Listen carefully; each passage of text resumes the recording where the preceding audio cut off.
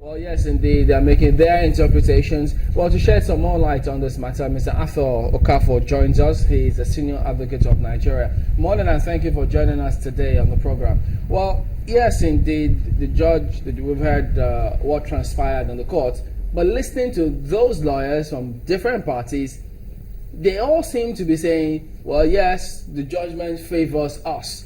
And you thought, oh dear, here we are again, confused about this. Could you tell us then, what do you make of those views from both lawyers who say, yes, the judgment favors them? I must say that this is part of the problem where, in this country, where people do not put the interest of the nation first.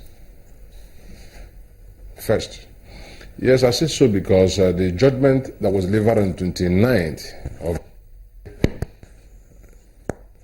January this year is quite clear. The judgment never gave the Oguebego the powers to go ahead and take over the functions of the National Executive Committee of the PDP.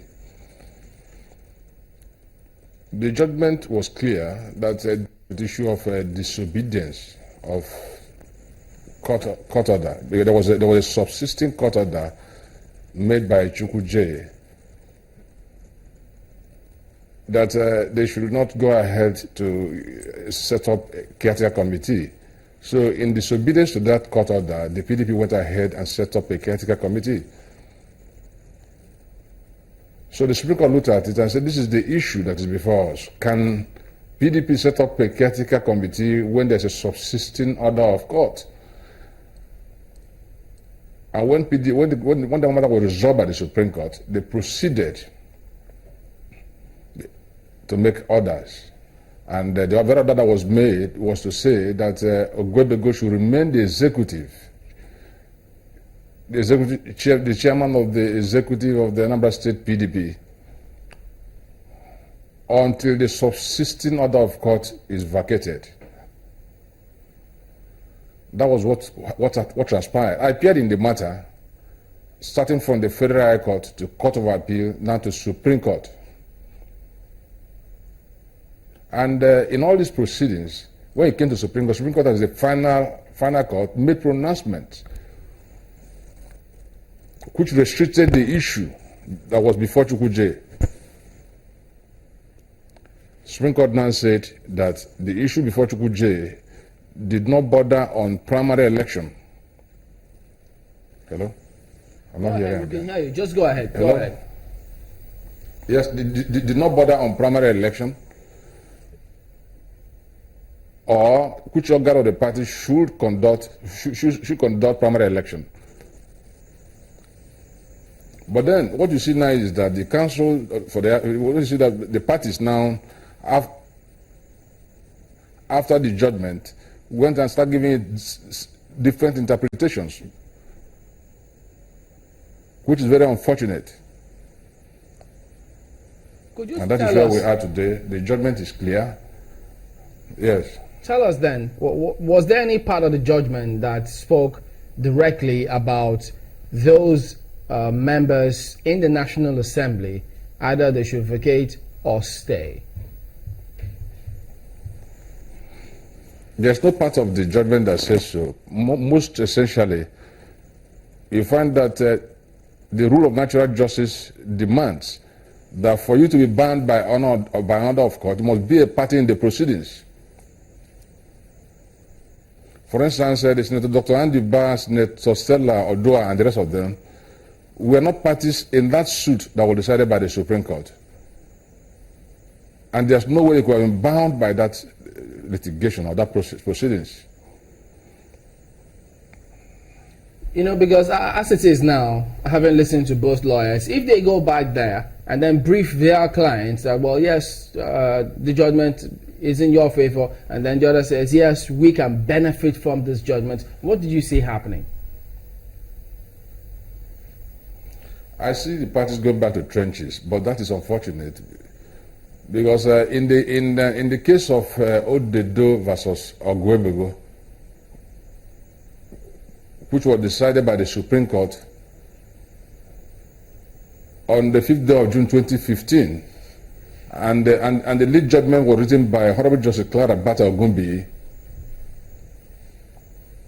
He made it clear that the state executive has no powers to conduct primaries of National Assembly primaries. Yes, and that the primaries conducted by this same Oguebego was a nullity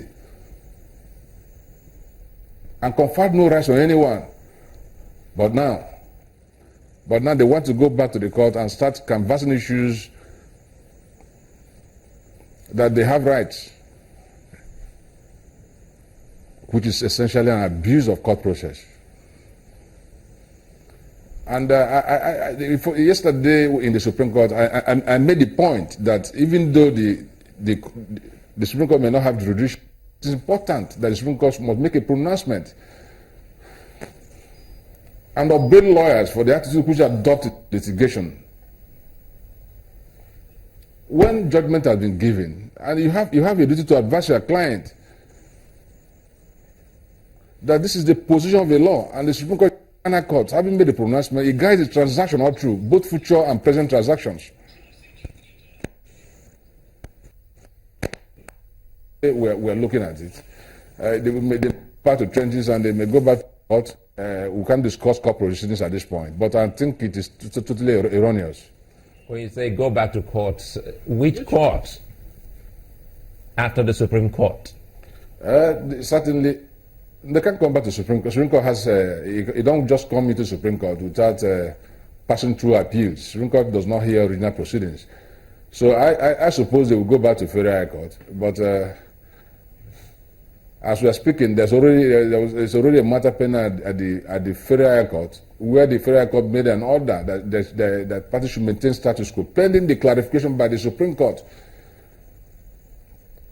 The Supreme Court has clarified the matter and made it clear. If that should happen, do you see that as disobedience of the Supreme Court order? Certainly it is. It is. And as lawyers, we owe a duty to our profession to make sure that the judgment of the Supreme Court is enforced, both in principle and in practice. But then what happens when lawyers are reading the judgments differently? Because you can't see upside down. That's the point I'm making, that we should outgrow this narrow practice where we would not put nation first. There's no point of hitting the polity with very absurd and lopsided interpretations given to judgment of court. Yeah, but Mr. Okafor, the thing about it, this is not the first time we're seeing lawyers approach the Supreme Court for interpretation, and then they'll tell you, look, this is written in English. You're not coming in for some sort of clerical clarification, as it were. What should we do in order to ensure that, look, these kind of things don't happen again? I think this matter is a matter which should be taken up by the NBA at its highest level. That's the National Executive of the NBA, where they will look at it and then give directions, because it demeans the entire judicial process. When we cannot come out and defend and uphold the judgment of the Supreme Court that are already delivered.